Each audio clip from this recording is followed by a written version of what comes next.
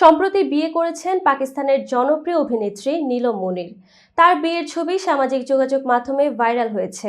বিস্তারিত ডেস্ক রিপোর্টে।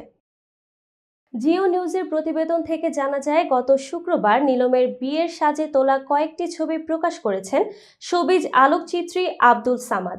দুবাইয়ের বুর্জ খলিফাকে পেছনে রেখে এসব ছবি তুলেছেন সামাদ। অভিনেত্রীর বিয়ের ছবি পোস্ট করা হয় সামাদের ইনস্টাগ্রাম থেকে। এক দিনের পোস্টে প্রায় 4 লাখ রিয়েক্ট এসেছে। শুভেচ্ছা জানিয়েছেন কয়েক হাজার মানুষ। এর আগে নীলমের গায়ে হলুদের ছবিও ইনস্টাগ্রামে পোস্ট করেছেন আব্দুল সামাদ। গায়ে হলুদের ছবিতে প্রায় 1 লাখেরও মতো লাইক পড়েছে। দুই পরিবারের সদস্যদের আয়োজনে ঘরোয়াভাবে সংযুক্ত আরব আমিরাতে দুবাইয়ের বিয়ের আনুষ্ঠানিকতা সেরেছেন নীলম মুনীর। জানা গেছে, নীলমের স্বামীর নাম মোহাম্মদ রশিদ। তিনি দুবাই পুলিশের সিআইডি বিভাগে কর্মরত।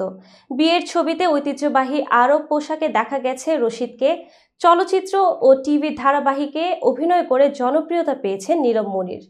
দেড় যুগের ক্যারিয়ারে দিল মোমো কা দিয়া, ছুপান ছুপাইয়ের মতো আলোচিত ধারাবাহিক ও সিনেমায় অভিনয় করে সাড়া ফেলেছেন তিনি।